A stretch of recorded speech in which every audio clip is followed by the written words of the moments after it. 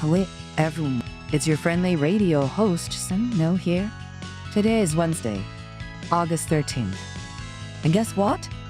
I dug up a super interesting, trending article from the archives to share with you all.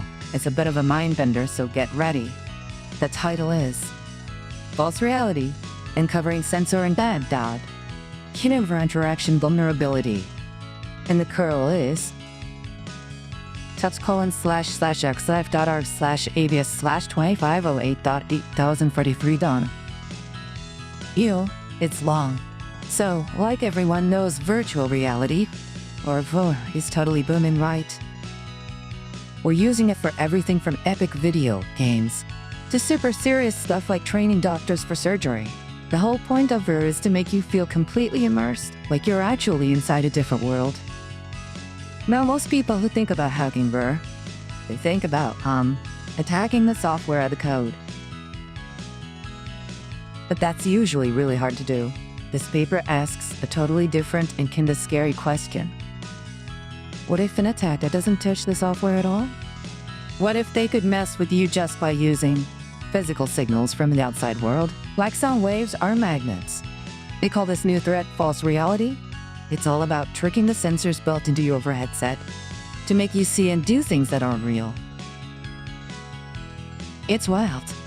The researchers basically break down how these attacks work in a three-step pathway.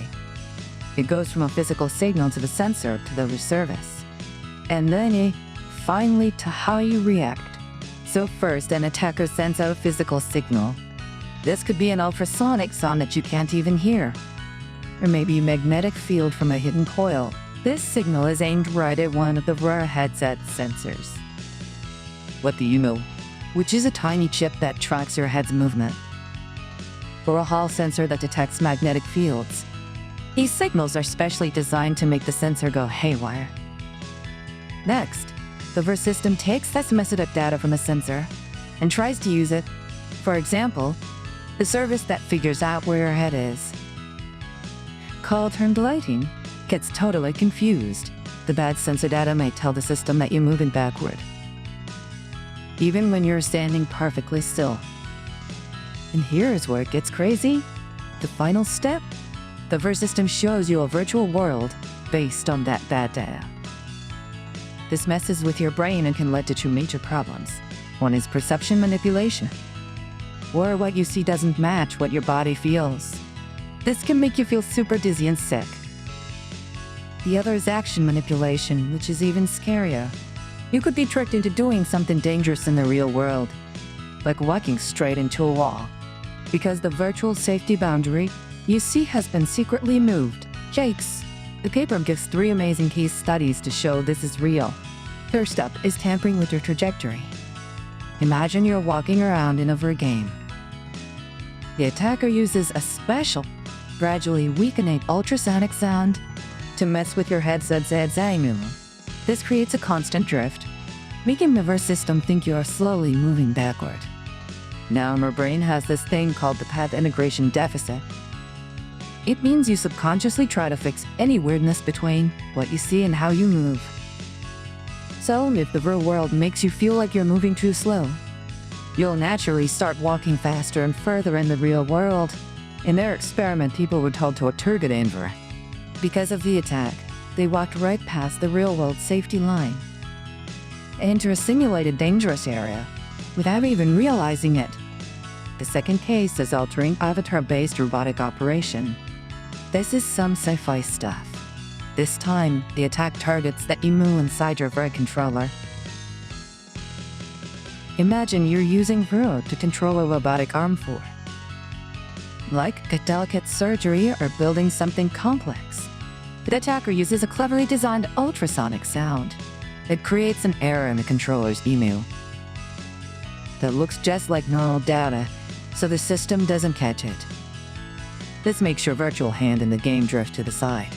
And because of something called the visual dominance effect, you trust your eyes more than your own sense of where your hand is, so you move your real hand to correct the virtual one. But this means the real robotic arm you're controlling is now moving to the wrong spot. In their tests, this caused the robot arm's path to deviate, which could be totally catastrophic in a real situation. The third case is just plain inducing dizziness. Here, the attacker uses an electromagnet to mess with the Hall sensor. This sensor helps the headset automatically adjust the distance between the two little screens for your eyes. The magnetic field makes the system freak out and constantly try to readjust the screens. This causes the entire virtual world to jitter and shake. This creates a huge conflict between your eyes and your inner ear, which is what causes motion sickness. The researchers found this attack could make people feel dizzy, and even a virtual roller coaster game. Thinking about this makes you realize how important security is in all kinds of technology, not just for. Reminds me of cryptography, which is all about keeping our digital information safe. For example, we have secure communications like so on tolls. That's the middle padlock you see when you're online banking. It scrambles your data so hackers can't read it, instead sending a secret coded message. Then there's data encryption. This is like having a lock on your digital diary. It protects your files so even if someone steals your computer, they can't read anything without the key. These attacks are like targeting the data as it's being created, before it even gets a chance to be locked up. And we also have digital signatures.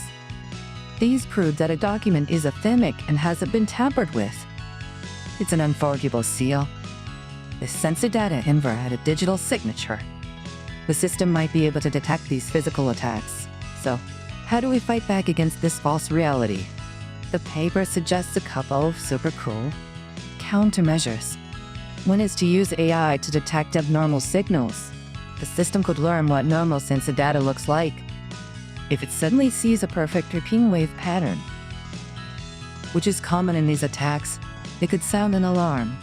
But my favorite idea is called human perceptual fusion. Right now, it mostly relies on your vision. That makes it easier to trick your brain. So what if we add another sense, like touch? They built a prototype where the headset vibrates, based on the movement data from the IMU. During normal use, you'd barely feel it. But during an ultrasonic attack, the IMU data would go crazy, and the headset would start vibrating like mad. This would immediately alert you that something is very wrong. How cool is that? So, the big takeaway here is that as VR gets more and more advanced, we need to think about security from every possible angle. It's not just about protecting the software, but also about protecting the physical sensors that connect the virtual world to a real one. That's all for today's dive into the archives. This is Sunno, signing off. Catch you next time.